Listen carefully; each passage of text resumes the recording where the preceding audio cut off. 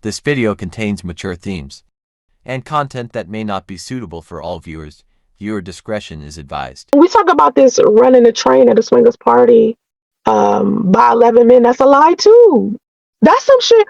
You know what I feel like? I feel like you guys say this type of shit again. Like I said before, you say this type of shit so you can put women that you will never get a chance with down, to shrink these women down so it can look like she could possibly be somebody that you could get.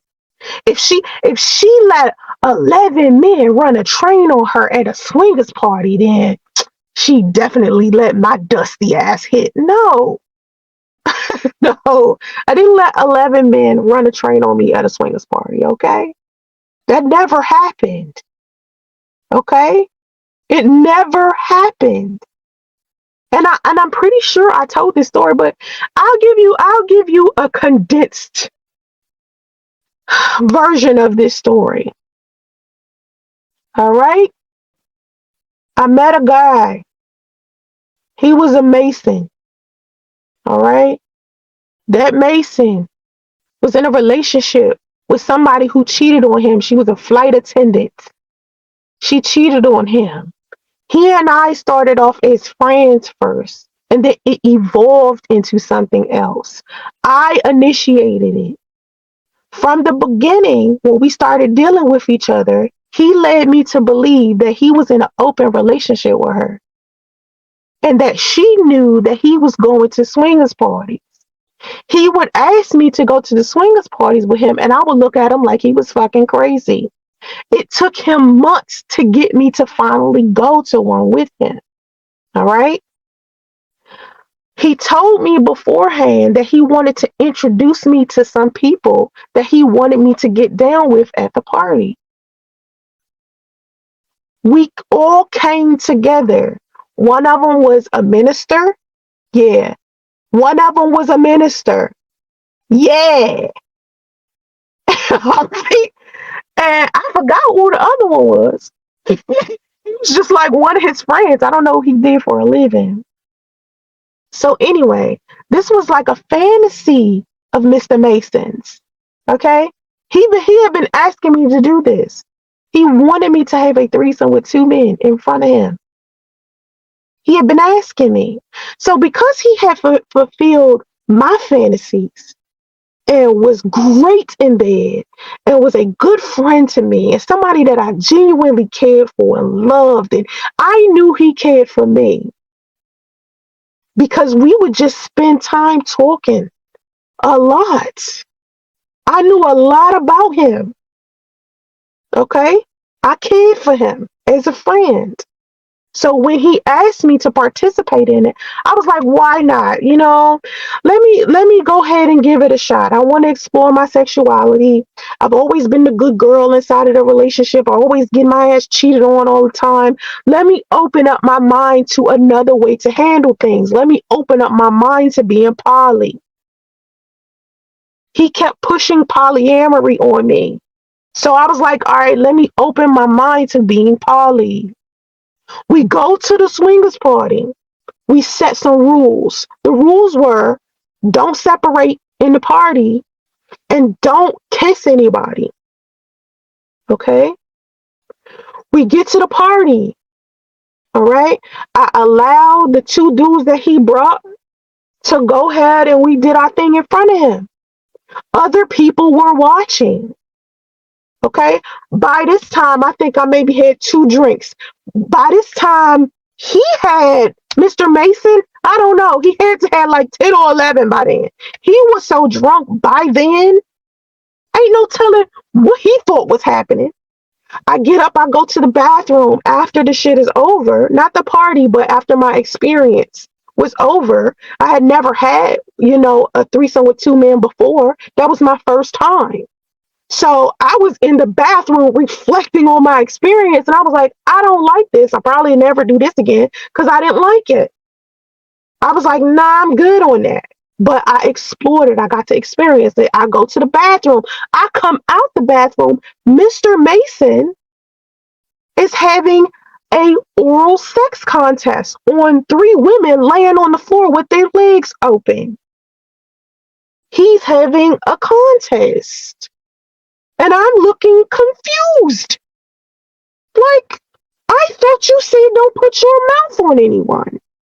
So anyway, I get upset. I leave. I go have me another drink. I come back to where he was to see if he's still doing the contest, and I can't find him. You know why? Because he probably snuck off into a side bedroom and had sex with one of those women. Okay? I don't know where he went. He left me behind. You know, he was supposed to walk with me to the bathroom. He did not do that. So anyway, I saw someone else that had been trying to get at me for a year before I even met dude. So I saw someone I recognized. I was like, oh my God, thank God you're here, because I don't know anybody here. So me and him started talking, and me and him went into a private room, and we decided to get down in the private room. Right? Now, mind you, I know this dude. I've been talking to this dude. I'm happy he there. And in comes Mr. Mason. After Mr. Mason, in comes like a whole bunch of other men who want to watch. I specifically said, listen, y'all, to everybody in the room, I stopped what we were doing.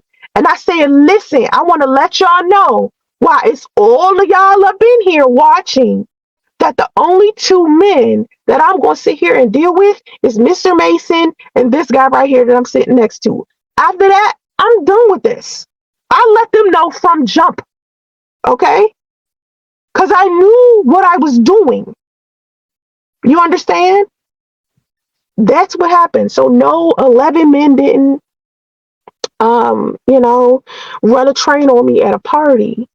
And the fact that that's even the rumor doesn't bother me, because I know how y'all like to sensationalize people's stories. And to me, if I want to explore my sexuality, and this was a long time ago, this was like in 2009. Okay, this wasn't recent. It's 2023. This was in 2009. All right. So I experienced this. I did this to explore my sexuality. I could have went without it. I didn't really like the experience. It wasn't the best thing in the world. It wasn't like, So anyway, me and Mr. Mason kept dealing with each other like that, and then he ended up getting married to the flight attendant. Now, I was telling him beforehand that maybe you shouldn't get married to the flight attendant because you're still cheating on the flight attendant. Flight attendant cheated on you, you cheating on the flight attendant. Maybe y'all shouldn't get married.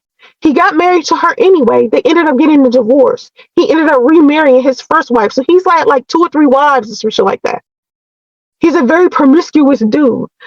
I believe that he was bringing me to the party to sleep with 2 dudes because he was bisexual. He liked to see men having sex. That's what I was under the impression.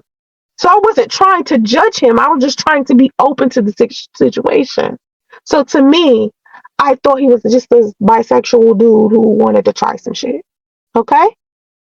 So after that, I stayed inside of I started working at the Swingers Club because Mr. Mason introduced me to the owner of the Swingers Club. So I started working at the Swingers Club in the marketing department. I started doing all of the graphic design work, the web design work, all of the marketing and stuff. And that's how I'm connected to the Swingers lifestyle. It isn't because I went around sleeping with a whole bunch of guys in the Swingers lifestyle. No, because when I was in the Swingers lifestyle, I had a partner. Like after me and Mr. Mason stopped dealing with each other, I had a polyamorous partner where he and I would come to the swingers parties and we would pick girls to have threesomes with. Okay, that was our relationship. We was open and we did that for like 2 years. It was a great relationship. I had a good time, And then after our second year of doing that, we decided to stop being polyamorous, but we still dealt with each other. Okay, so that's how that went.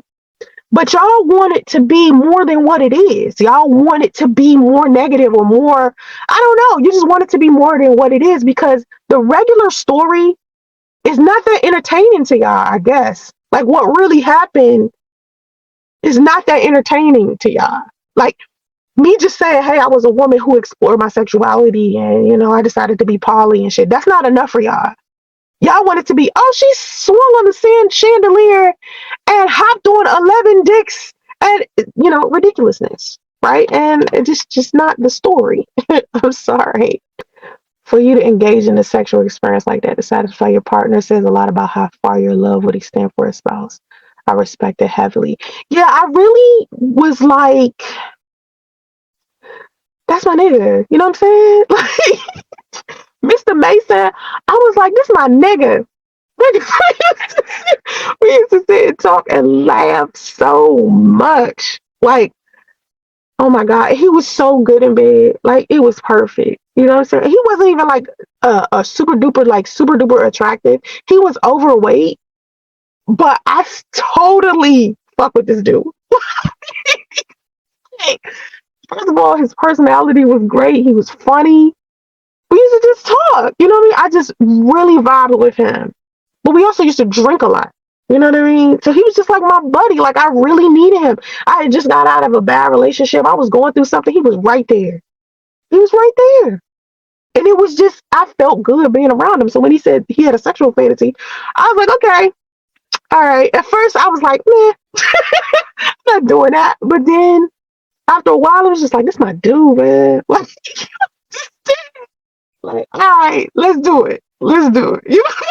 And so I tried it. I ain't like it, but hey, I did it.